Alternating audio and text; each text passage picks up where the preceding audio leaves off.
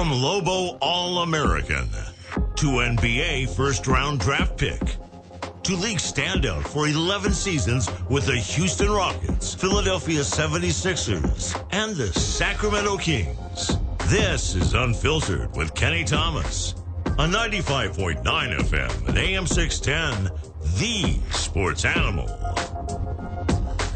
Yeah, your boy's back on the air. I went on a little hiatus last weekend, but you're listening to 95.9 FM, AM 610, the sports animal with your boy, Kenny Thomas, Unfiltered. What's up, Zay? What's going on, man? I know you missed me last week. I missed you, man. I missed you a lot, but it sounded like you were having a lot of fun out there. Oh, I was having a blast. I think you had to bleep a word out because I said a bad word last weekend, didn't I? You were just telling us how happy you were to hit a bomb. That's all it was. You were telling us you hit a bomb, and you were saying that it was a very good bomb. Man, it was a huge bomb. Hey, I want to thank you guys for joining Unfiltered with Kenny Thomas. We're going to talk some WNBA. Caitlin Clark is impacting the WNBA like you would not believe. We're going to talk about the new hiring of the Knicks coach, my boy Mike Brown. And then we got our boy KD that's in a 7-team trade. And we're going to talk about some more free agency this afternoon. Excuse me, this morning. I need to wake up, man. Hey, it's really, though, it does go from, it's not afternoon, but we do end at noon. So it really is, it's as close as you could possibly get. That's a good one. I like that one. So, yeah, we're all there. Also, yeah, the free agency has been wild. It's been wild. The first day, it started out real slow, and I was like, all right, Shams was saying there was going to be a big free agency, and then it was real slow. But then day two, stuff just started going down. Man, come on, man. The way that things are happening, it didn't seem real. Yeah. The one that really pops to me, but we'll get into it a little bit, but Dame, man. Yeah. Dame Lillard. Like, I can't believe that Milwaukee released him, especially after tearing his Achilles. His Achilles, right? Mm-hmm. Man, Achilles is the real thing. Those guys that wear the number 0 has been an unfortunate situation, man. It came in threes, and all three of those boys were zeros. And I'm talking about Jason Tatum, Tyrese Halliburton, and Dame.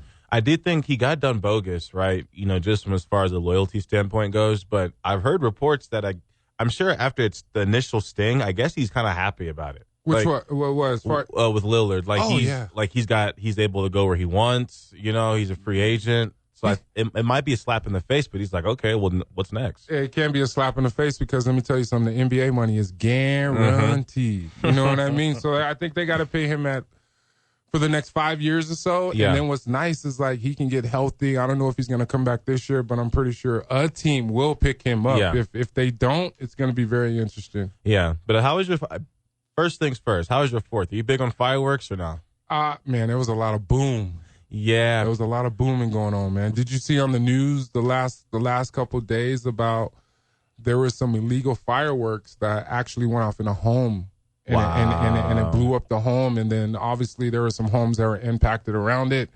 Yeah, very unfortunate situation. And then in Sacramento, where my stumping grounds are, there was another big boom, a big facility that went off, and then right next to it, obviously there was like 2 others that went off as well. It was that time of year, man. I don't go anywhere on the 4th of July, let me tell you, man. Yeah, you're very disciplined as far as where you go and the timing. And it's old age, man, let me tell you.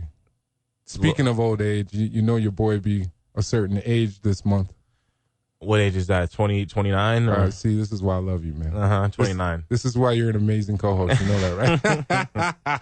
Nah, man, I'll be 48 July 25th, man. Okay. Well, we got to start some type of countdown. The countdown to 48. Man, it's a whole month. I have a celebration the whole month. Are you kidding me? Which kicked off yesterday. So that's what you did on July 4th. Yeah, I just chilled out, man. Yeah. That's what's up. Yeah, I feel it. But, yeah, got a great free agency.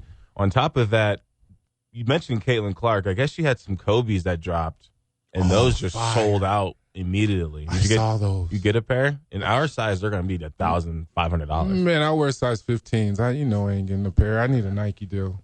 Yeah, I don't play in the NBA no more. All that Nike stuff went away, But I started with Converse, and then I went to Adidas, and then I ended up with Nike towards the end of my career. But I wasn't getting paid by Nike. So how come Converse, why didn't they do a better job? At least maybe they didn't try at, evolving with basketball shoes. They have. They have, so they do have some. You got De'Aaron Fox. Really? He was with Converse before he went to the Curry brand. Okay, they're just not Chuck Taylors. No, come on, man. You can Google that. Jerry West was in them Chuck Taylors going crazy. Hey, did you know Jerry West is actually the logo for the NBA? Oh, did yeah. you know that? Oh, okay, yeah. not everybody knows that, man. I would be really, really misplaced, I feel, if I didn't. As a Laker fan, if I didn't know that, I would have my credentials revoked. As a Lakers fan. That's Mr. Logo. That's a good one. Hey, but check this out, man. You got Caitlin Clark that set a record for 1.29 million votes for All-Star Weekend for the WNBA. Wow. That is unbelievable. And is that those fan votes? Yeah, it's fan votes. And you know what's so crazy? It's in Indianapolis too. July 19th, you know what I'm saying? Mm-hmm. So it's right there within her stomping grounds. But on the flip side, I saw there was like a player, like a WNBA player voted thing where Caitlin Clark was ranked like 8th or 9th, and there was like an uproar about it. And it's like the hate is just through the roof. What uproar? About what? Because she was really, really underrated in the votes. And it's like when you look at the players, when they had to vote for the best players, she was down on the list. But then when you took the fan vote, she was record-breaking first. So it's like there's a lot of lopsidedness there. Man, I think our boy Dale that was on my show last weekend that was holding it down for me. Thank you, Dale. He brought up a good point to me this week. He said that Caitlin Clark is making the WNBA like $1 million a year or something like that. Wouldn't shock me. The type of revenue that basically is the type of revenue that she's bringing in since she came into the WNBA is impacting and helping all of these women to where it's being underserved, maybe not underserved, but the recognition of the WNBA is not it's not where it should be, I think. I mean, I know I've seen, I think it was Cheryl Swoops. She's an amazing person. Yes, she is. She was in an interview, and I think that she was saying that she feels that the NBA needs to do a better job at helping the WNBA. But in the NBA's defense, I think they do. I think they do a really good job, even down, and I hate to always bring up 2K and serious situations, but in, 2025, things like those visuals are very popular, and they have WNBA players all across the game. You could be playing the game, you'll see Aja Wilson, Candace Parker, all these people. So, yeah, they're trying to push the stars of it. I just think that this Caitlin Clark thing it's kind of the ultimate test. It's like, you guys want more exposure for the WNBA, but at what cost?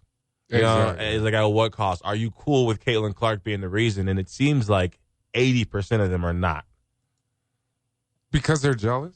Yes. Come on, man. I think you just got to get over that. Yeah, it's about impacting the whole brand, and it's a matter of giving these women an opportunity to make more money, right? Yeah. Obviously, NIL is a big part of how the WNBA women make their money, man. But when you have different situations to where a woman like Caitlin Clark is coming in and impacting the game the way that she is, I see her like Steph Curry because it's changing the whole brand of the WNBA, and it's more up and down. And come on, man, when you see, think about the crowd. You know what I mean? Like it's built up so much to where Caitlin Clark is selling out arenas. Yeah, you know what I mean. So you got to embrace that. Obviously, you want to be competitive and go at her. Any chance I got, man, if I had a chance to go at like a KG, right? Kevin Garnett or Tim Duncan, like they get opportunities to go at me.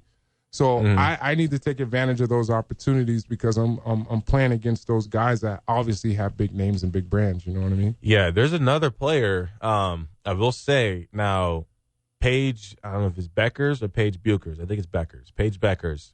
She was a girl from UConn, and the year that Caitlin really exploded in college, Paige Beckers tore her ACL at UConn that season. She came back healthy next year. Took over. I think they won. No, I don't think they got to the Final Four. They won a championship though, and she's taken over as far as a rookie right now, where she's starting to do things where it's like the fastest rookie to do this, the fastest rookie to do this. I think she gets a little bit more rebounds than Caitlin, and I think she might be a more efficient shooter. What? I mean, Caitlin Clark is shooting like 29%. Yeah, right now, so yes, just statistically. Not now. I'm taking Caitlin in a shooting contest any day of the week. Oh, that's a no-brainer. But Paige is, she's got it too, and I think we're starting to. This is the best case scenario for the WNBA because one thing that made it so easy to love Steph, although we look at Caitlin like Steph, what really enhanced Steph was the fact that people thought that he was going to be the guy to stop LeBron from just winning 15 straight rings. Yeah, that's fair. So it's like, okay, this is, the Warriors are coming in, they're stopping LeBron from winning 8 straight rings. And so that helped out Steph because all the LeBron haters then made, even if you didn't like Steph or the Warriors, you could like your team, but as soon as your team was out, it's like, all right, we're going straight to the Warriors and Steph now because they can beat LeBron. Yeah. I think Paige Beckers might be able to get that same hype. She's nice. She's very, very good. Nice.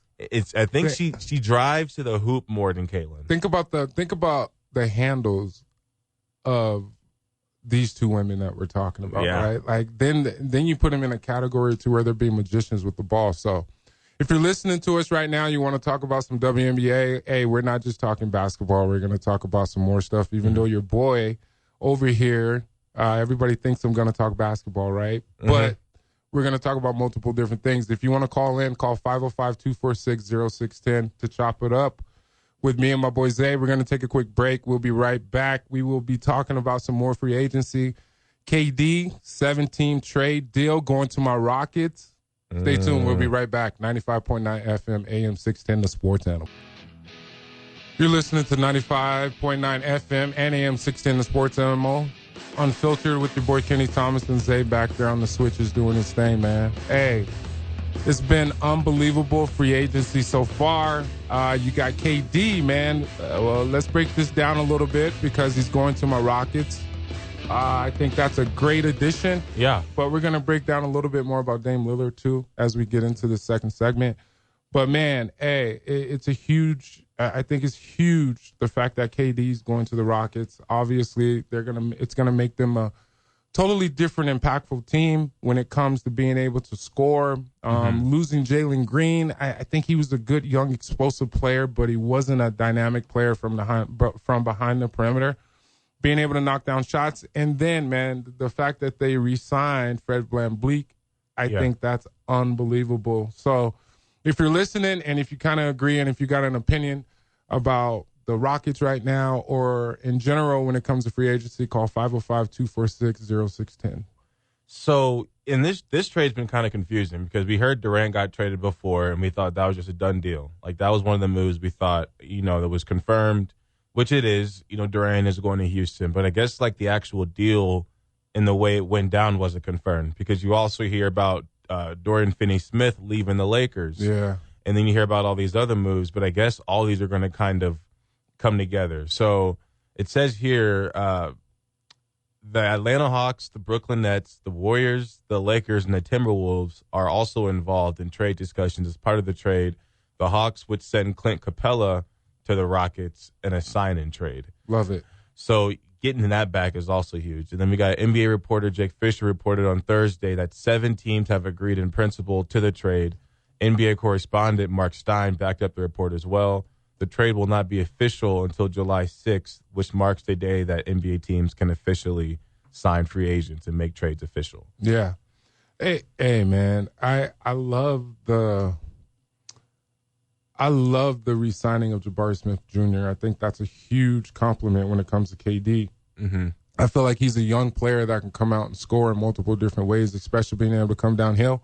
But when you think about Steve Adams and Clint Capella. That's crazy. Getting Capella back is a big deal. That's huge. That's huge because we haven't even talked about Şengün that's already there. And then Şengün can maybe move to the 4 and you can have Steve Adams and Clint Capella at the 5 and exchange those guys. But I feel like the X factor is the extension of Fred VanVleet. Yeah. Like that's huge. And then you go a little deeper into the bench. You talk about Finney-Smith. Like he's a great dude that came in from your crappy Lakers. Just saying that I couldn't believe that the Lakers didn't re-sign him. He was wanting a 4-year deal, and they weren't trying to give him 4 years. And as a Laker fan, I'm not too upset with it. I think for the Lakers, it was always between Rui and Dorian Finney-Smith, and I think that once Dorian Finney-Smith wanted a 4-year deal, I think they were hesitant. The report in the Lakers not to switch this from Houston to Lakers. Oh, it's fine. We're going to jump all over it. Yeah, but the report in L.A. is that they're prioritizing 2-year deals right now. So that's why a lot of these guys are getting 4-year contracts. You know, the Lakers are reaching out to them, and they're trying, but the Lakers are only trying to offer 2-year deals because I guess for some reason they're trying to target having max money in 2027. Didn't you guys get the big fella? Yes. Now DeAndre Ayton, and yeah. what's super sweet about that deal is we're only paying him $8 million. Wow. We're only paying him $8 million a year because forgot where Phoenix has to pay Portland. Portland has to pay him, I think, $28 million or something crazy like that. So he's making over $30 million, but the Lakers are only paying him $8 million of that next year. So he's going to be content. He's going to be cool with playing for $8 million. Now, if he goes crazy, then we're talking about extending his deal because he got a 2-year deal. But there's a player option in there. Well, I got to see him play, DeAndre Ayton. Yeah, I looked at his games played. I got to see him play. I'm not saying he's a bad player, but I got to see how this is going to fit and going to gel with him being with the Lakers. But Luka loves the centers, but Ayton doesn't always play. And I think when you look at his history, the most he's ever played in a season was 71. So is he guaranteed? And that's like an outlier. Usually, other than that, it's like 40, 55. You know, so I'm hoping that he's just on the court. But Luka loves centers. You know, Luka makes centers look like all-stars. Yeah, but Hayes, the re-signing of Hayes to a 1-year deal, I think Hayes is going to complement and help when it comes to opening up opportunities with Luka getting into the paint. As far as throwing lobs to Hayes, I think that's huge. Oh, yeah. That's huge. But, I mean, I know we shifted to the Lakers, but you got to keep in mind, your boy LeBron James is on the golf course right now. You saw that at all? Yeah, he's getting dissed by Drake. Drake just dissed him last night in a new song. LeBron's all over the place. Now, if you're LeBron James, how do you go to Kendrick's pop-out tournament if Drake's been your boy since 2010? You can't go to the concert and be in the crowd dancing and not like us. That's terrible. Come on, man. Drake done brought Bronny out at the concert. After that song is fire, though. Yeah, it was a good song. But jam at home to it with the cameras off. But anyways, yeah, LeBron, he's on the golf course, and then, you know, the Laker fans are like, oh, man, that's the number one sign that the athlete's getting ready to retire. They get on that golf course, it takes their heart. Hey, but it's still being competitive. You can only blame yourself. Speaking of albums, I mean, come on, Dame Lillard, man. Yeah, don't he got a record out there? He does. He's got a song that I actually didn't know it was him until maybe like 4 months after I had been listening to it. Yeah, I was like, that's Dame Lillard. I mean, with him, he's so diverse in multiple different ways. It's like Ron Artest. Oops, my bad, Metta, who I'm trying to get on the show as well. He ain't got back to me, man. Did he take offense? Did he take offense to that? If you call him Ron? I don't know. He might be Metta. But I'm gonna apologize right away. Yeah, but we brought up Dame. Yeah, it's gonna be interesting to see how he bounces back, especially because he's not going to be able to come back. But the way that the resources and the tools that these guys have now, as far as being able to come back, they're able to come back way, way, way faster than they did back in the day. I'm hearing the Lakers and the Warriors want Dame. Ooh. If the Warriors got Dame he ain't Lillard. Going to no Lakers. You cut that out. Why not, he ain't though? Going to the Warriors. How? Come on, man. Warriors, Where's he going to fit in? The Warriors, he definitely. Where's he going to fit in? If they brought Chris Paul over there. Now, that's realistic. But that means they'll bring Dame. That's two snipers. You talking about to the Warriors? Yeah, because coming off the Achilles, maybe, you don't have to try to create shots as much. The ball handle, now you try to come off a screen. You might have to try to shake somebody.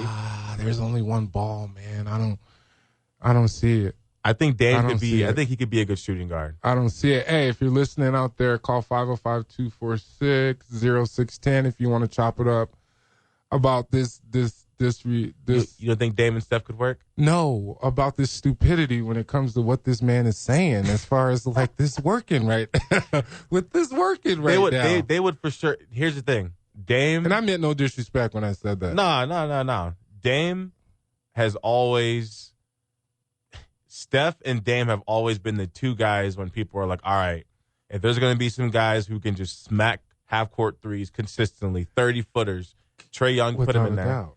But those are the two guys. Dame recognizes it. He respects Steph. Steph respects Dame. Those two would work. Now, if Dame wasn't coming off the popped Achilles, I'd understand what you're saying. But even Steph, we've seen Steph take the back seat. If someone really wants the ball handled that much, Steph's like, all right, look, you got it. We saw it do it with KD. I ain't worried about Steph. So then it'd work. No, I ain't worried about Steph. Steph's going to get his regardless. Because he's going to hit him. Now you got Jimmy Buckets over there. That's what I'm worried about because he got to score. He got to have the ball in his hands. I think if you're Steph Curry. And then you put Steph at the 2 and you put Dame at the point, but that's actually not going to happen until, next year, though? It's not going to happen until 2026, Exactly. even if it happens next year. Are you kidding me right now? So then Dame, as he slowly works his way back into game shape, he's in practice with him. He's fitting into the system, seeing where he could work. So then they'd have no choice but to give it time to gel before he'd even get on the court. Well, I don't see it, man. Okay, if I had to pick. Imagine them both catching fire in the same game. I would rather him be on the Lakers because Dame can move to the point. You can move Luka to the 2, and then you move LeBron to the 3. But Luka got to have the ball, right? And yeah, I think it would be harder for Dame and Luka to play with LeBron on the team than it would be for Dame and Steph to play with Jimmy Butler. I think because LeBron and Luka. That worked out well, but there were still some times where, maybe the other guy wanted the ball. I think they figured out a way to work it out, but if you drop Dame in there too, I think that's a problem. But Jimmy Butler, I think he's a go-with-the-flow kind of dude. Now, in the playoffs, he might win 20 shots. Yeah, he wasn't going with the flow in the playoffs. That just happened.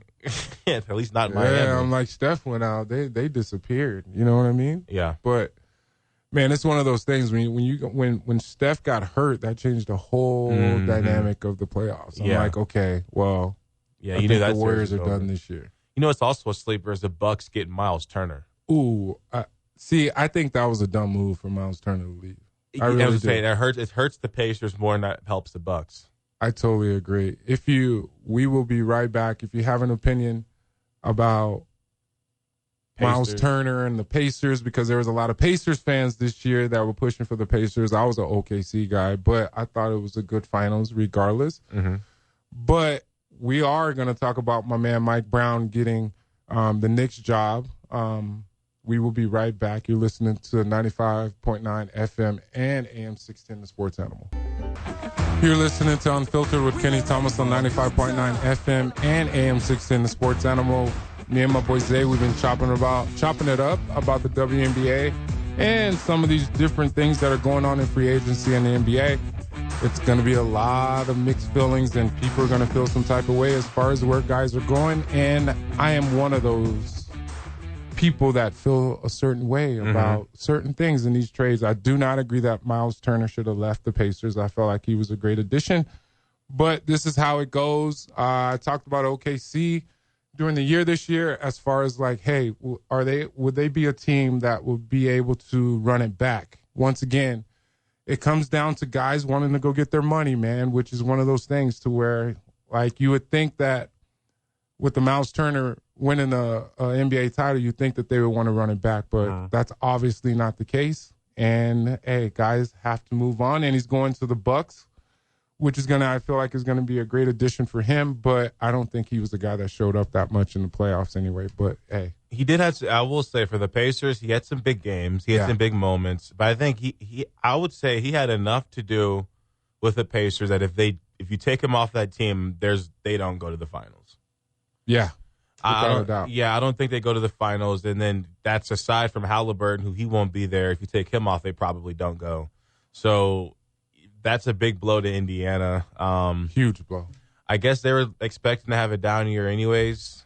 But, it's not like what Boston did where, you go get somebody who, although it's not going to be Tatum, but like they kind of have they almost have a team that if there's a team built to lose their superstar, it's Boston or like an OKC. Yeah.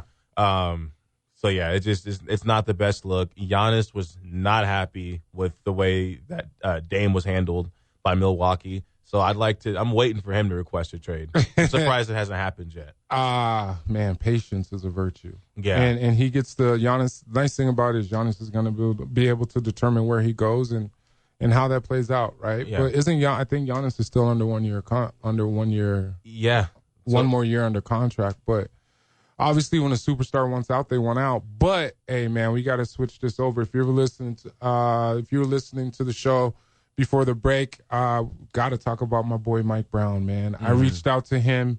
I texted him when I heard the news as far as him getting the job, man. I was so stoked for him. Not only are the Sacramento Kings continuing to pay him, I think one more year, he's about to get an opportunity to go and coach the Knicks. I feel like he's going to bring a whole different dynamic, especially from the standpoint of being an assistant coach over there with the Warriors and winning titles. And I think he's two-time. I don't think he's one-time, but two-time coach of the year. I think he's two-time coach of the year. It would not shock me because when him and LeBron were together, he was first seed almost every single year. In Cleveland. Yeah, in Cleveland. Yeah. Like they were winning 65-plus games a season. Well, I think he's going to bring a whole different element when it comes to being able to relate to Bronson. I feel like he's the type of coach that will pull out a lot more if Karl Anthony Towns is still there. Yeah. Get more out of him. You just got to get more out of him when it comes to this upcoming season. I just feel like he kind of disappeared a little bit because I expected him to be a little bit more of an X factor when it came to scoring, by taking advantage of mismatches, not just staying outside on the perimeter. But I love this new addition. I love this new addition of Jordan Clarkson. Yeah, I'm pretty sure they guy in the league. He's really stuck around. Huge. He's been a traveler, but he's that guy that I feel like that can come in and impact and help them with scoring because the Knicks needed some scoring down the stretch, especially when it came in the playoffs. Yeah, Clarkson's one of those guys where if you don't pay attention and give him his respect before the game, he's that guy that can come in and give you guys 30 points and be the reason you lose. As far as the Knicks, you said patience was a virtue. Give them credit, right? They did look crazy for a little while as they were waiting, but they go and get Mike Brown. And when it comes to Mike Brown, I have no experience with coaching or I do. That's right. I have zero other than these camps. But I could only imagine how tough it must be for somebody like Mike Brown or other coaches who have done this, where you're a head coach, you've been to the top, you know what it's like to be in charge, but then to take an assistant coach role, while deep down I'm sure you do want to be a head coach somewhere, but to then take an assistant coach role and to understand that it's like, okay, learning is learning. Being on different teams, you're going to learn different concepts, be around different players. And I think that, if anybody's primed and ready to be the coach of the New York Knicks, it's somebody who's coached Kobe in the Lakers. He's coached LeBron in the Cavaliers. So there's nothing that's going to be too big for him in New York. And you need that in dealing with New York, especially coming off the season where they just got to the Eastern Conference Finals. If anybody knows how to deal with expectations, it's Mike Brown. Yeah, because one, he's going to have high expectations. And I've known Mike Brown since I was 19 years old. I went to this Vegas camp and there was an opportunity for me to hang out with him, and it was at the time he was an assistant coach for the Wizards, and man, let me tell you something. He gave me a pair of Wizard shorts, and I was in heaven, man. That was my first pair of NBA shorts, and it was a great experience because I think that was the first mini or semi-pro or not pro to where all the top college guys were going, and I was able to go to that because I was being invited. I was invited to that. But when you talk about coaches and different things, I had 10 coaches, man, in 11 years. People probably don't realize that. I had 1 in Houston, and then 4 in Philly, and then 5 in Sacramento. But it's a whole different dynamic when you have to try and figure out the coaching situation, because you have to try and figure out how to fit in and how to get along and go along with the game plan and the scheme, especially during the season, because it's a whole new situation, because now you got the Knicks that have to start over, and the fact that they got to the Eastern Conference Finals, after 20, 25 years, I just don't like the change, but I do love the change because my boy Mike Brown's over there. So you're kind of in that boat where this is the first time you've been cool with Tibbs being fired? Where it's like, okay. Yeah, of course. And didn't they try to talk to Mike Brown earlier and they got denied, or no? I don't know. I don't know because the Knicks were trying to talk to like Jason Kidd and some other coaches that were not like obviously available, and then obviously you got to go through the team to get permission. But hey, there's somebody out there that we haven't thrown out there, Dawn Staley. You know what I mean? Yeah, they interviewed her, and I think that would have been a perfect place. I don't know what other team would have been better for her to coach the New York Knicks. I think she's got the gritty mentality. I think she would have rolled off really well with the New Yorkers. I think they would have liked her. I think it would have been interesting, man. Yeah. I don't know, but I think she's a great coach. Obviously, what she's doing at South Carolina, she's changing the whole scope of like that program, and I want to say yes, it would have been cool, but when you have guys like Mike Brown and you have some other coaches that are out there, it has nothing to do with her being a woman. It's just one of those things to where I feel like it comes down to experience to a certain extent, and that's what everybody always kind of goes after, the experience of coaching. Because when you think about a guy like Metta, like he was a guy that wanted to actually coach for the Knicks, you know what I mean? But was that realistic? I don't know, but hopefully I can get him on the show and talk to him about that. If you're listening right now, you can call 505-246-0610 to chop it up about some of the free agency things that are going on. Oh, yeah, we got Dan. See, I brought up New York. It might be a different Dan, though. Okay, we might just be attracting the Dans of the sports world. Let's see. What's up, Dan? Hey, guys. Different Dan. I was in the post office, so I didn't get a chance to talk to y'all about the Pacers. If you've already talked about them. No, we could talk about them. What's up? Because y'all had mentioned you thought that it was what was it, a bigger loss for the Pacers than it was a gain for the Bucks? Yeah. I kind of disagree. Okay. Because the Bucks lost Brooks Lopez, and they weren't all that strong in the front court anyway. After Giannis, except for Brooks, and now Miles Turner is he's a freak athlete, really, and that'll give them strength up there. But I still think they're going to be weak because I don't see any guard play out of them, and I think the Pacers, they had an abundance of big men, but they had no guards except for their ace who got hurt, and I think they're going to be in a lot of trouble because no backcourt, and that's what cost them, in the championship anyway, was limited backcourt play. Well, that's my opinion. I don't think the Knicks are going to get back to the finals. Since y'all are talking about the Knicks, I don't think they're going to get back to the Eastern Conference Finals. I think they're going to take a step back. I think things just fell in place for them this year, and I think it'll be a bit of a rebuilding year. They'll make playoffs, but I don't think they'll make the finals. And that's my 2 cents. I enjoyed listening to you guys. I appreciate it, Dan. Thank you, Dan. Man, that's cool. Obviously, he touched on a couple different points. Let's start with the Pacers when with their backcourt. That's a fact because McConnell. He was doing good, but once the Thunder, although the Thunder might be a bad way to judge it because their defense was historically great all season. Yes, it was. But once they locked on McConnell, they had nothing. And then when Halliburton went down, I'm watching him. I'm like, who's going to score? Like, unless Turner and Siakam and Toppin just catch fire and they're hitting contested shots, it kind of just felt like the beginning of the end for him. So that's a fact. But I agree. That's why Turner being out really hurts because I feel like they don't have – he's a guy that could get buckets in the paint and he could hit threes. See, but Miles Turner didn't show up for me. You know what I mean? Not. I'm sorry, but I expected more. Not that Miles Turner's not a good player. I just really expected more. Yeah. Because obviously Pascal Siakam, I said his name even though he went to New Mexico State. I think he's a phenomenal talent, but he couldn't do it himself, especially if he's the guy that had to score 30-plus points because if Tyrese wasn't scoring, where was it going to come from, right? Exactly. It was kind of random where the other points were going to come when it came down to the backcourt. When you talk about the Bucks, Brooks Lopez is gone, but I like Lopez a lot. Yeah.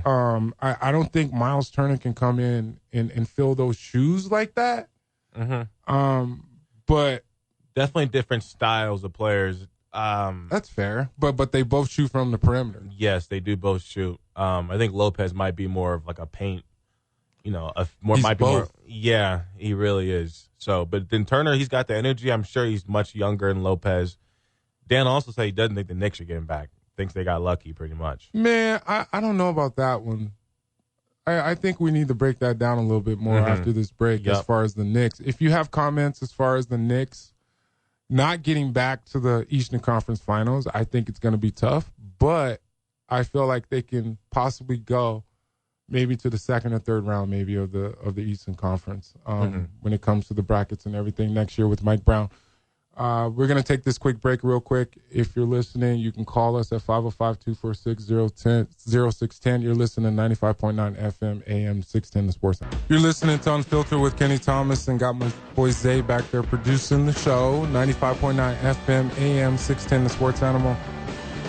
I got to get back into this Mike Brown thing just a little bit. I feel like when he's going to impact the Knicks, and I feel like he's going to change the whole landscape. And it's going to be able to continue on kind of like what they did this year. I don't know if they're going to get back to the Eastern Conference Finals, but I feel like they will make a dent and probably get to the second round because not just because he's my boy. I just feel like the Knicks are up and coming, but they got to make a couple changes. Obviously, Karl Anthony Towns is going to have to show up and show out a little bit more this coming year. I feel like that's going to change the whole dynamic when it comes to the Knicks and how they're able to produce. But if you have an opinion about the Knicks and some of these free agency things that we're talking about, you can call 505-246-0610. What you got for me, Zay? So I feel like the Knicks are in a position where their coach has, when you look at the Knicks roster, this is a type of roster where Mike Brown historically has won 50-plus games. So I think it's not a matter of, some things may have fallen in a certain place to their favor this past season, but it's also sports. Like, you never know. Like, that happens. There's a lot of champions, who had things go their way. You look at the Kawhi Raptors, they had a lot of things go their way on their way to that championship. KD getting hurt in the Warriors is one of them. So, I don't know. That's not a fair way to look at it. Yeah. I think they'll be in good position. I think they'll be a 50-plus win basketball team, but the NBA, just like we saw last season, and as we expected, there's a lot of competition, and there was not a lot of games in between, like, the 3rd seed and the 7th seed. Yeah. And I think it'll be like that again this season. Well, I think it's going to be a very interesting season, especially how the NBA is unfolding with some of this free agency. You got Dame Lillard. I can't believe the Bucks let him go. I mean, come on. That was a big surprise, which is what we've been talking about a little bit. And then you got Al Horford. If Al Horford, if you want to go back to the Warriors real quick, like if he, is it official with him going to the Warriors? I'm not actually sure. It's not official, is it? No. I've been seeing some talks about the multiple teams want Al Horford. Huge. I mean, it's going to be sad if Boston loses him because he, not only can he shoot from the perimeter, but he's a veteran and he knows how to win.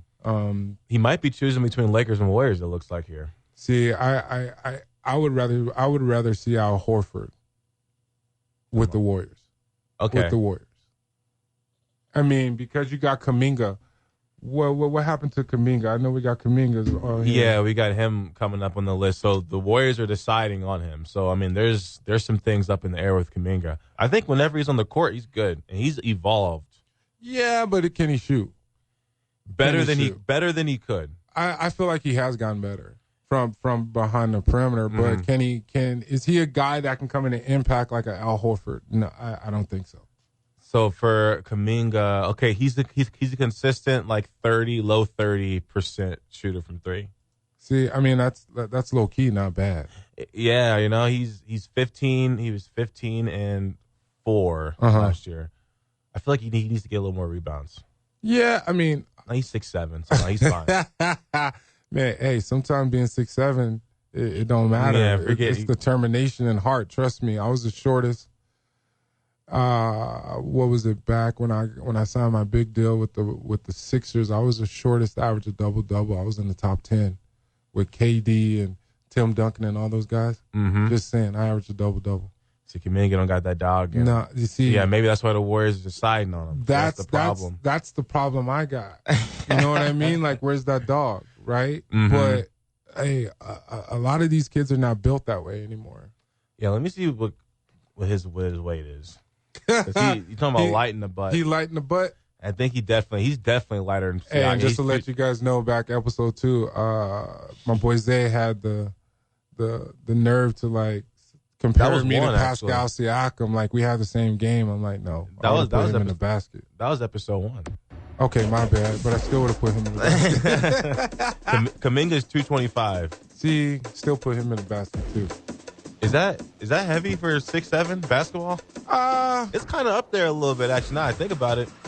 Bro, a little. Yeah. If people that know me know I was a little big boy back then, but I got down to like 240. Okay. But it's a matter of running up and down the court, if that makes sense. So, man, let me tell you something. We've had a great first segment. At the top of the hour, I think I got a guest coming in, and I might have another guest coming in last minute. I think I got an NBA guy, man, coming in. I know you're going to love it. You, Zay, actually, you're going to love it. It might be a Laker, man. I played with them, but we'll see. Hey, you're listening on Unfiltered with Kenny Thomas and my boy Zay on 95.9 FM AM 610 The Sports Animal. This is Unfiltered with Kenny Thomas on 95.9 FM and AM 610, The Sports Animal. You're listening on Unfiltered with your boy Kenny Thomas. You got Zay back there doing his thing as usual.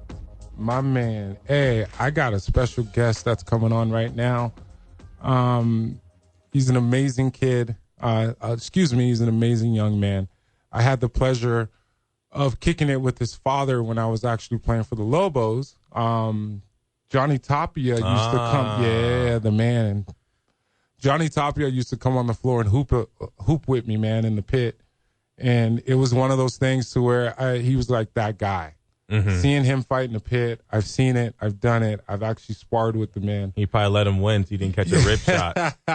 Yeah, of course I let him win, man. But he's an icon, especially for the state. He's done a lot for boxing. So I'm going to bring in one of his kids right now. It's Nicco Tapia. What's up, man? How you doing, Nicco?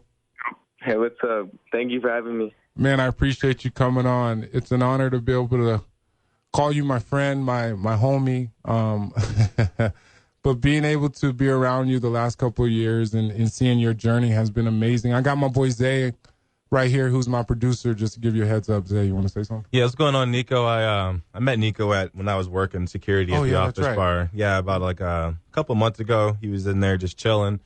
And, said what's up to Nicco, got a little bit of insight of what, he had going on, and it's great news to figure out that he's got something coming up here. I know he's been waiting on it. So, Nicco, we'll get into what's coming up next month in a minute, but hey, tell us a little bit about your journey right now, man, as far as the training and where you're at right now. And I know you're about to have your pro debut, but you've had some fights here local, so tell me tell the folks out there, like, what's going on as far as, like, where you're training and what's been going on lately.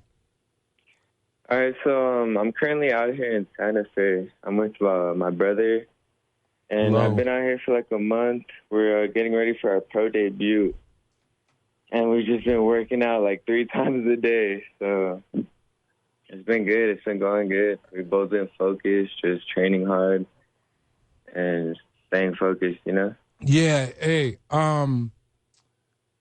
I'm happy you're here in New Mexico, especially because you're able to train in elevation, which is a total advantage. I've been there, done that, trained 2-3 times a day. I don't miss it. But I'm excited for you, man. Tell us a little bit as far as what's going on as far as your pro debut. It's actually August 2nd, and it's up in Cuba, New Mexico, which is right by Farmington, to let everybody know. It's at the Apache Nugget, who's going to be hosting the fights up there with him and his brother, who I will be having Tapia on next week, just to let everybody know. But What's tell us a little bit about who you're fighting on the second on your pro debut, bud.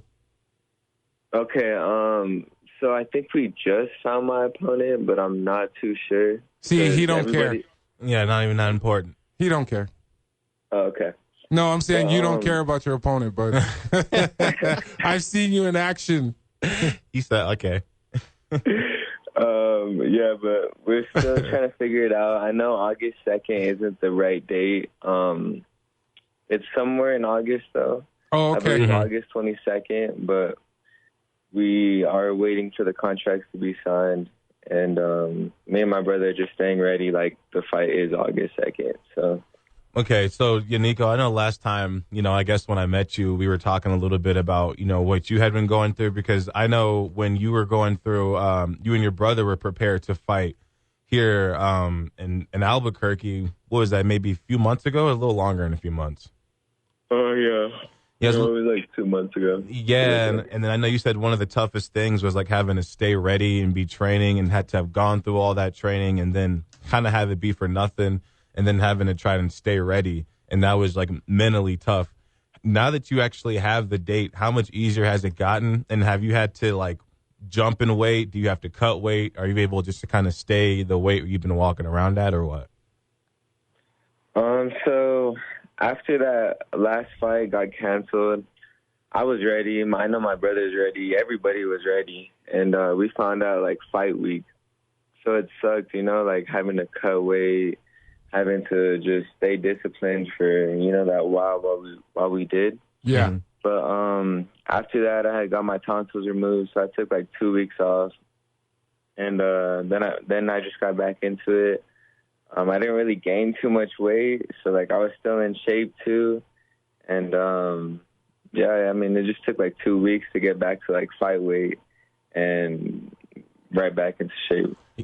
Yeah, and right now, just like in like fighting, I know you probably seen the UFC, the Ilya Tapia, and I saw this video where he's celebrating his win before the fight. Like that's how confident he was, where he's got all his family, his wife, everyone's dancing and celebrating before the fight. And he's like, yeah, I do that because I feel like the fight's already been won because I know I've put in the work to win. So it's not about trying to be cocky, he says. He's like, I know I've put in the work. Yeah. Me personally, I feel like if I had a fight day coming up, every day I slept, I feel like I'd be having dreams that would be like signaling it. Like I don't know how I would be dealing with it. So as like a fighter, and you're coming up on this date, how does it affect you? Is it like a big deal, or is it like you're confident, you're happy, you can't wait to go out there and win? Or how do you approach that? Like just by you being yourself. Honestly, just I feel like the more work you put in, the less you worry. So, like, at night, like, say you're not putting in work, you're messing up, then, like, at night, like, you'll have, like, bad dreams about the fight, But if you're putting in work, you're doing everything right, you're just, like a man of God, then, like, at night you'll have good dreams, like, you'll wake up, like, where you knocked that dude out in your dream last night. And, like, it just makes the whole process a lot easier. Hey, let me tell you something, Zay. I've seen Nicco hit. I've been pretty close, and I felt like I was crumbling inside. Just saying, my man. It's only gotten stronger too. It's only gotten stronger. See, I love it. Because Nicco, how old are you right now, bud? I'm 20. See, unbelievable, man. I got a question for you. Carrying on the Tapia legacy, obviously this is one of those things, man, because it's just out there. I got to ask you.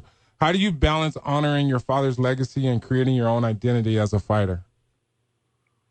Hey, I love carrying my dad's legacy. It's just the Tapia legacy in general, like, I don't know, I just feel like it's like my purpose, like, yeah. And the way I balance it is just by honoring him, but also just promoting myself at the same time, like. And like that's the way I put it. I don't know. Is there anything particular that you would identify a part of your is there anything that you would compare to your father as far as the fighter that you are? Similarities. What is something similar that you would compare that you are to your father? Thanks, Zay. I feel like we're both exciting fighters. Like, we both come to fight. We both have that heart. Like, I have the heart of my dad. So, like, we come to fight. We come to win, So, yeah, expect to see that. Who you got, Crawford or Canelo? I want to ask somebody who actually fights. I want to ask somebody who fights and can maybe break down the fight. Me personally, my brain says Canelo, but something in my heart says Crawford is going to go out there and shock everybody. Hey, man, I see that as going like a trilogy. Like, like Crawford is a good opponent. But honestly, I got Canelo. You got Canelo? I see it going like multiple fights, maybe. I don't know. Decision, you think he'll stop him? Oh, decisions. Okay, all decisions. I got to ask about the Jake Paul Chavez fight, Jr. What do you think about that? What do you think about that circus? I don't know. Like, he didn't even throw any punches the first 5 rounds. So it's just like rigged, Yeah, it's kind of like the Tyson thing, right? Like, yeah, hey, did you guys see Tyson biting his glove? I feel like for some reason I feel like I felt like Jake was holding back. No, are you kidding me? Man, by the end of that fight, I was like, I feel like Jake could drop this guy right now. Okay, let's ask the pro right here. Come on, Nicco, what do you think about that? I don't know. Like, you never really know. Like, it could have been in the contract, like, where he couldn't, like, knock him out first 5 rounds or who he, like, I don't know. But the last 2 rounds were cool. Like, it was like a good 2-round fight. Those last 2 ones. That's awesome. Hey, you got one more question for him, Zay? Yeah, man. So I just say this. More so just like good luck for the fight coming forward. I'm rooting for you. I know Albuquerque's rooting for you. It sucks that the last situation went down like that. I know Mama Bear's not letting that happen again, so you guys are in great hands. So I want to wish the best of luck to you. Mama Bear's a beast. Thank you. Yes, Mama Bear, Teresa Tapia is a beast. That's the homie. Just saying. Yeah, she is. Hey, man, I really appreciate you coming on. I would love to have you back. We'll talk about that. But is there anything else you want to say before we let you go, bud? Just thank you guys for having me. What's up, Albuquerque? I'm here to carry on the Tapia legacy, and just expect some good fights.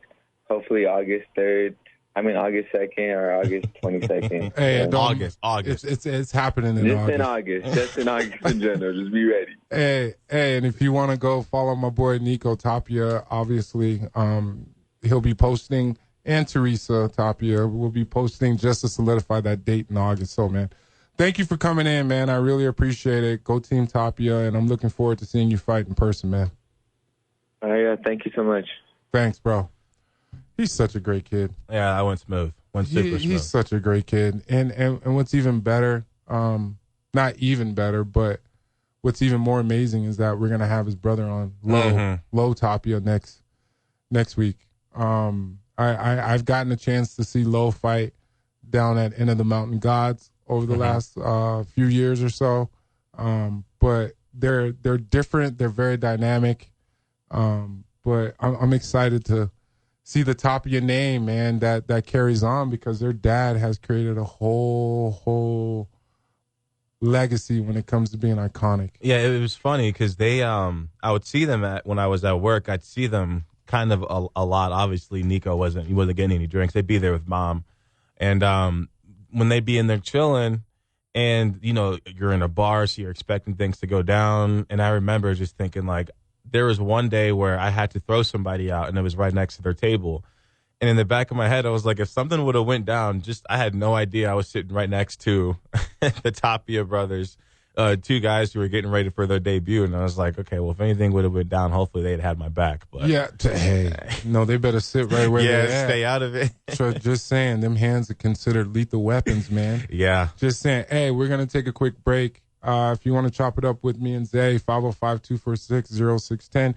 We're going to go into a little bit more free agency when we come back as far as the NBA. We're going to talk we might even talk some NFL, which is coming up because we got Jerry Rice passing the torch to Mike Evans, which is going to be very interesting. How about that? And your Houston Texans, I saw they just put out a big, I think it was like $500,000 they donated because there was a bad flood. in Texas. So, let's get into that. The flooding and the draining in Texas, especially Houston, is pretty bad. I would know. You're listening to 95.9 FM and AM 610, the Sports Network. You're listening to Unfiltered with Kenny Thomas on 95.9 FM and AM 610, the Sports Animal. I did say I got another guest, and my man has called in and he has landed. I have Metta World Peace on the phone. What's up? What's up, Metta? Hold on, real quick, Kenny. I gotta play it. Artest, that's a three. Bang! Lakers by 6 with a minute to play. Nice great cover on Ron Artest. Man, that's crazy. Man, let me tell you something. We don't call him Ron. We used to call him Ron, but we call him Metta. What's up, Metta? How you doing, man? Hey, everything's great, man. I can't believe they broke us up after a great year, huh? Unbelievable. I still can't believe it. Hey, you know how that goes, man. Hey, it's one of those things to where obviously you want to keep it together, but come on, man. Everybody got to get their money to a certain extent. But I was sad when you left. But Bonzi only wanted $40 million. Oh, you talking about the Kings right now? Kings, baby. Oh, you talking about when we played together? I thought you was talking about the Lakers. My bad. Now I'm talking about the Kings. How they break us up so early, man? We played well. We had we had something going. Yeah, we did. Yeah. Oh, hey, so man, we was a great team, baby. That was it. I don't know what they were trying to find something better, but that team, I mean. Well, we were like in second or third place in the second half of the season. Next year, we was going to kill it next year. Oh yeah, because you and Bonzi were killing people and taking advantage of those opportunities on the block, bro.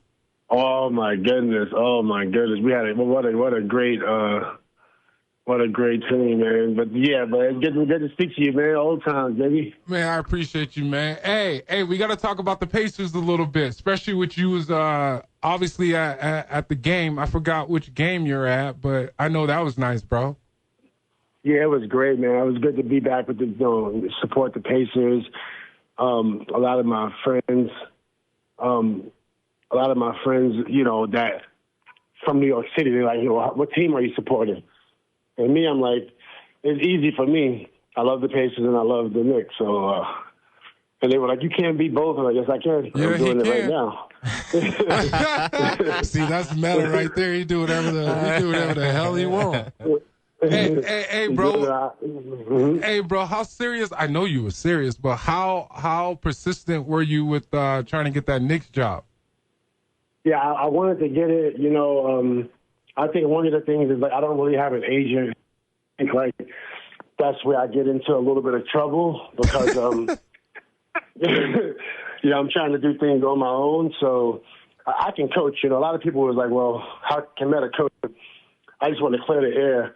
I definitely can coach, because I have more experience than a lot of people that actually got jobs. Yeah. So I'm not. This is no knock against any coaches. It's just this is more for people, right? Who's like, how are you going to coach? Well, I've been coaching at Cal State LA, the Division II women's for years. We went from not going to the tournament for 20 years, going back to back. Yeah.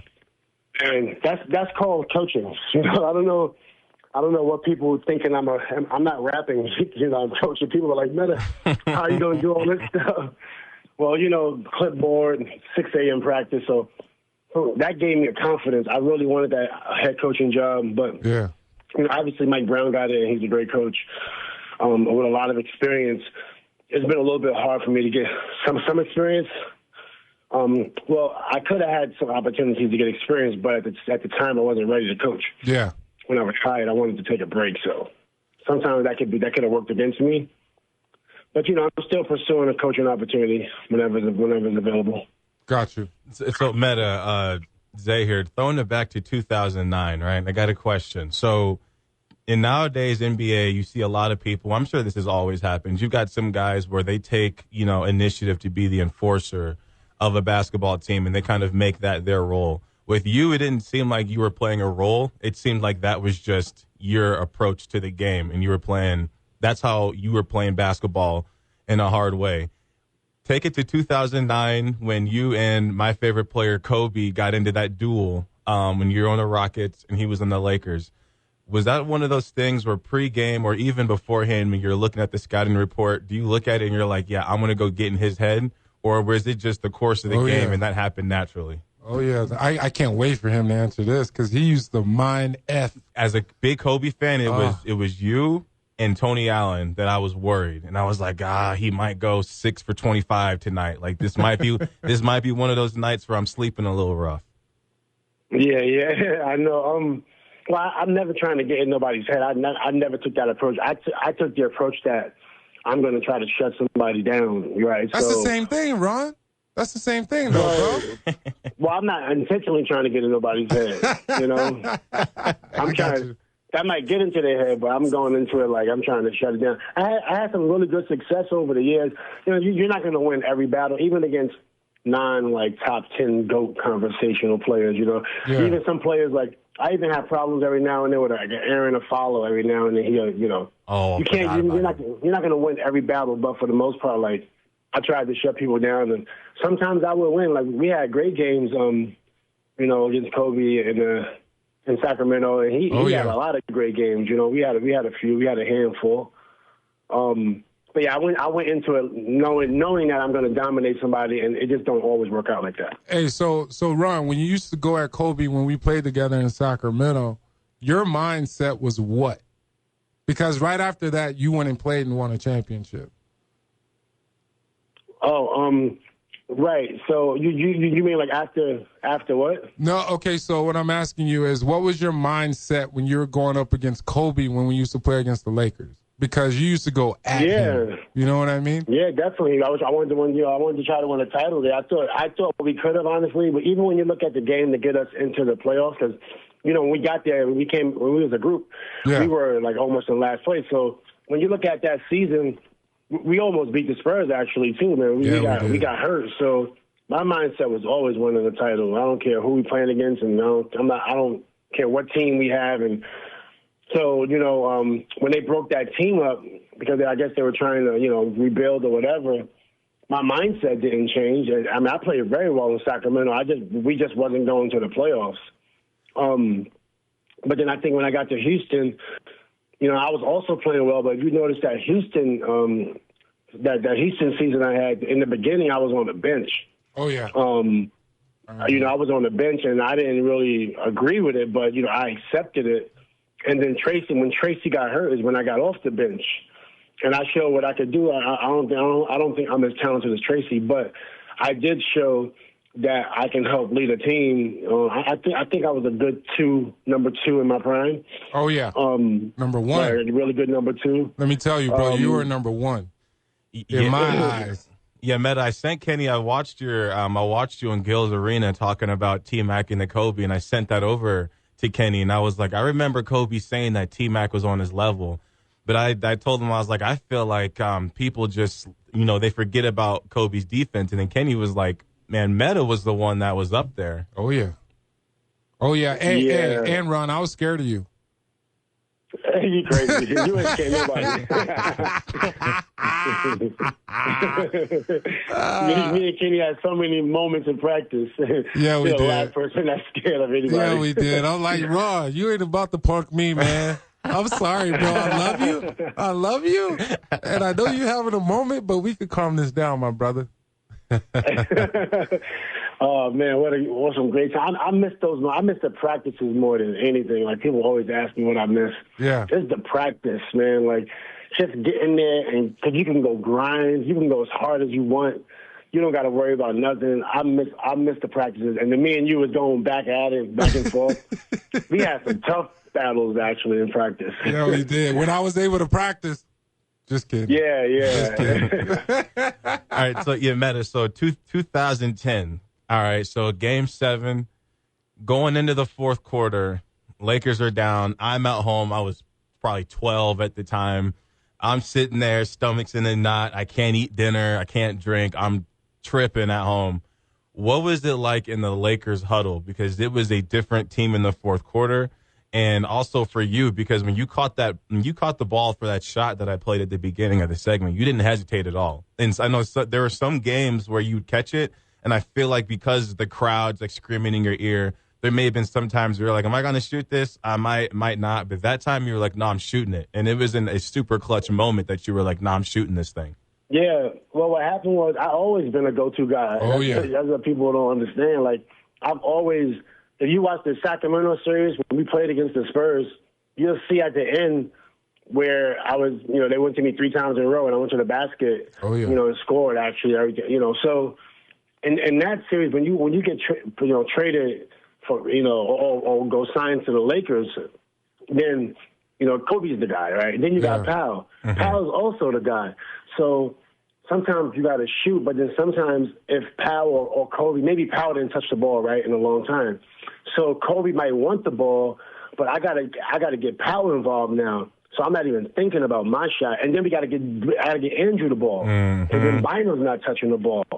So then I'm like, all right, I got to pass up on Kobe this one time and get it to Bynum. Yeah. And then if Derek Fisher's open, well, you got to give it to Derek Fisher when he's open because it's a better chance he's going to make it than me. That's a fact, right? So as a guy that could adjust, I'm a chameleon when it comes to like basketball. So I was able to play a role, and so I might shoot it and not even be in rhythm. I might not even be looking at the rim. Right? Because I'm trying to make sure Kobe's all right and everybody's okay. So Phil Jackson came to me in Game 5. We was down 3-2, 2 more games at Staples, and he said, Metta, I need you to score the ball. And then I had 18 in Game 6 and 20 in Game 7. And for me, if it wasn't for Phil Jackson, I would have never been trying to score. What was it like playing for Phil in comparison to other coaches? Oh yeah, great question. Phil's great, man. Phil is more just like, Phil is kind of like Adelman. I think Adelman was a little bit in between Phil and Carlisle, with the exception of like Carlisle's like defense. But Phil just lets you, he pretty much sets a system and you go out there and execute it. Yeah. And he believes in the system so much that it'll get you out of trouble when you get in trouble. Mm-hmm. I watched the playoffs this year and I'm just like, wow. It was things that we did that would have never, we're not losing those games where we're up, 7 with a minute left. Yes. That's on how he sets the offense up, Yeah. Leading into that, now, the game is totally different. Explain to us the difference between when we played and the game now, bro, from your perspective. Don't let them fool you. It's not different. They try to make it seem like, tell me this, how can a player who's recently retired in the last, call it 2000s, 2010s or 2000, teens, not know more than a player who retired in 1970 or 1980 or 1990. When we were just in the mix. So don't get it fooled. You know exactly the difference, because sometimes they'll try to put that out there. Like, we don't know, but some older guy with gray hair knows more than us about the modern day game. When we created we took a bunch of threes also. We were all shooting threes in Sacramento. You know what I mean? So there's no difference. The difference is the rules. You think it's softer? Okay, go ahead, bro. Mm-hmm. The rules what? Go ahead. I'm sorry. I was going to say the rules changed. And when the rules changed, it was a transition. Yeah. And anybody could adjust it to the rules. I mean, if you're telling us in 2005 or 7 that you can't touch, come on now. That's going to benefit all of us. Yeah. So I don't see no difference. And I see actually in the last 3 years, the players' bodies are better. If you look at the years of 2015 through like 2019, besides LeBron, there was a lot of skinny toothpicks out there. But if you look at it now, guys are taking it a little bit more serious. That's what I was trying to say, because I was gonna say the physicality is not there, but you basically just said because guys are more thinner than how they used to be when we played, obviously. Yeah. I think when we played, it was a little bit more aggressive, but I think people were trying to discredit our generation. Not a little bit of the older generation, but if you're at the older generation or our generation and you're like coaching or you're in the mix, this doesn't really include you. But people that's out of the mix, they're trying to, kind of discredit what we brought to the table. See, exactly. Because when we came in, we respected all the vets to a certain extent. Now it's like they're just trying to discredit us, is what you're saying? 100%. People are trying to discredit our intelligence, try to act like the game is moving too fast or things has changed. Not much has changed. The money has changed. Yeah. But that's also a byproduct of us when we locked out twice. That's also a byproduct of us when we changed the game. I look at guys like Jamison Brewer, who was playing this style of basketball with the Pacers. Yeah. And I always point a lot of this credit back to Jamison Brewer because how he played the game. Even Mike Bibby was to get the ball up, out, let's get a shot up. Yeah. It's not something that's foreign. It's not rocket science. It's not like building a Tesla rocket. I think you guys' generation was the most era was the most important, and the reason why is because there's a lot of people that when MJ retired, like, oh, we're done playing. We're done watching. No more MJ. We're done watching. So I think it was up to you guys to put on a product of basketball that people still wanted to watch. So then I feel like guys like AI, and then you go down the list, Jason Williams maybe. There was like this level of creativity, but also there was still that physicality. So I think that era was the number one most important. I think this next era is also going to be very important once LeBron retires, because then it's like now. I think so too. Yeah. I think so. I think with SGA, I mean, maybe he's pushing off a little bit too much, but he's showing you how to get through the 90s. The SGA is showing you how to get through the 90s.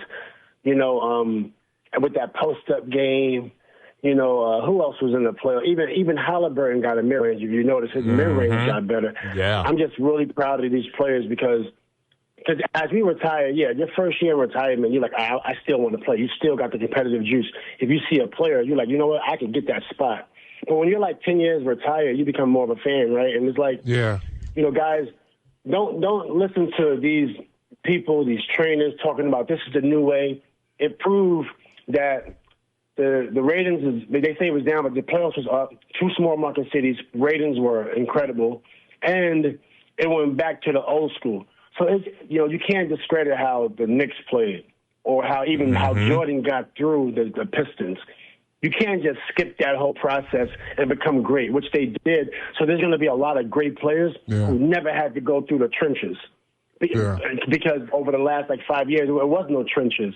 But now that there's trenches, it's guys that's going to earn it. Some guys going to have literally a gimme to becoming a legend because they didn't have to go through any physicality.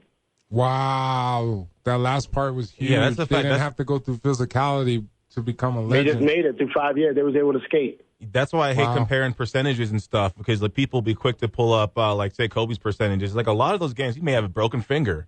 You might even playing through a broken finger or a sore knee. Then I play with broken fingers. I play with Mitch plenty of times.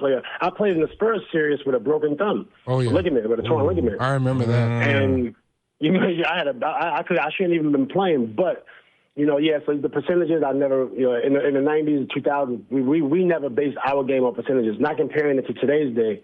We're saying we never passed up on a shot because of our field goal percentage at the end of the quarter. Yep. Yeah. We shot it from full court. that adds up to your percentages, by the way. So it's a lot of different things. It's a different, but now, like I said, I appreciate the players because I thought they took the challenge. On top of getting all this money, and that can give you a big opportunity to relax, I thought that the players are responsible and really respecting how we played the game, and they're working hard, and the mid-range is back, which I really love. Got you. Yeah, because you're a phenomenal mid-range shooter, bro. Just saying. Yeah, I love that he's saying that, Kenny, because we were having that same conversation. Yeah, because it's not a mid-range game anymore right now. Everybody wants to be Steph Curry and shoot behind the three-point line, like deep by the hash mark. Yeah. You basically almost at half court. If you're working hard, there's no way there's no way you're never going to need the mid-range. If you're grinding on defense and grinding on offense and running your lanes on a fast break and running through like Jerry Sloan would say, and running through, it's no way you're going to have legs to only shoot threes. You have to have a mid-range. Yeah. Right? So, and the players are seeing it now. They're like, oh, I got to get, even Siakam, you see him went to that mid-range because it's harder to get to the basket. Yeah. And you can't really back up for a three. So you need the mid-range. They try to get rid of the mid-range. And all the same people that tried to get rid of the mid-range, now that the game has changed, now they're trying to say, oh, we understand. But hold on, you kept a lot of people out of the game because they wasn't able to adjust. But how do you know? You're the one that made the mistake, But you still have, But you're saying you still have the control and the power to say, oh, this guy could coach or this guy can't. Yeah, so it's like a little mind game being played that also hurts me because I understand. Even through the Steph Curry era, I still will always think that the mid-range is the prettiest shot because there's something about having to get to a spot, and then most likely if you're in the mid-range. The best way is when you get past the first level of defense, you come off a screen or something, but then you get your shot off before the center can block it. I think that's just the prettiest shot, and you saw that a lot in the playoffs, especially in the Final Four. You saw it a lot this year. It was incredible to see, man. I was so happy with the playoffs. Even Miles Turner took a couple mid-range shots. These guys, even Nimhard took a couple mid-range shots. All of those guys are OKC. Most of them had mid-range shots. And, you got to take the best available shot. You can't just shoot a three, and it's true. It takes the creativity out. My man. Hey, bro, I want to say thank you so much for coming on and hanging out. I really appreciate this. This is only I think it's like my 9th or 10th episode, and I had Steve Francis on like last week. You're my second guy to come on that I've had as a guest, and I appreciate you as always, man. We battled a lot. And I want to say thank you so much for coming on the show. I really appreciate it, bro. Absolutely, man. Thank you for having me, Kenny. It's been great, knowing you over the years. And if I ever get a coaching job, I'm definitely going to call you because I need something. I'm definitely going to need your help. I appreciate You're a smart player. Hey, I appreciate that, bro, All right, man. Thank you, Metta. Thank you so much for that championship in 2010, man. All right, tell the family I said hi, bro. Talk to you soon. Hey, man, that was huge. We're going to take a quick break. We will be right back. You can chop it up with me, 505-246-0610. You can ask me some questions about Metta. Just call. We're still going to talk a little bit about free agency in the NBA. And once again, we are going to talk about some Jerry Rice and some Mike Evans and that 1,000 catch that Mike Evans might be passing Jerry Rice here pretty soon. You're listening to 95.9 FM and AM 610, the Sports Animal.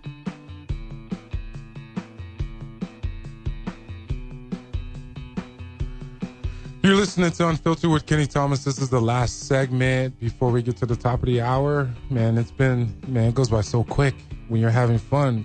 It's already over. Yeah, that second hour flew. The first hour flew. Well, Ron took up the second half of the second hour, right? So I can't. My bad, Ron. I called him Ron again. Metta World Peace, man.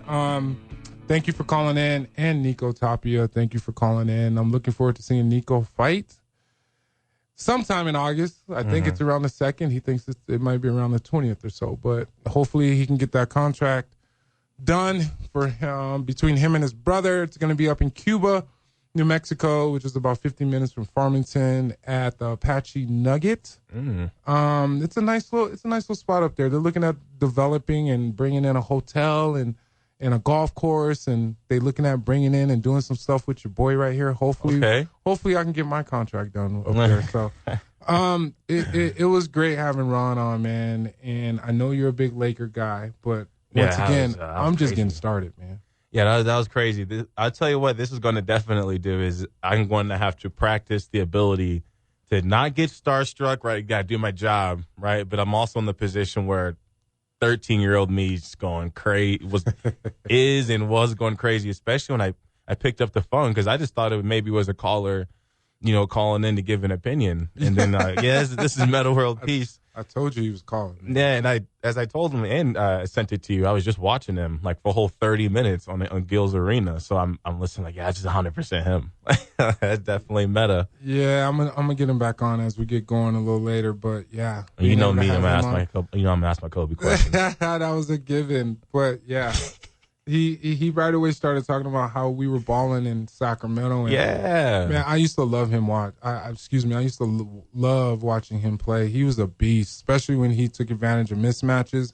When he had somebody small on him, he would put him in the basket. But man, there's a lot of different things going on in the NBA. There's a lot of different free agents. Dame Lillard's out.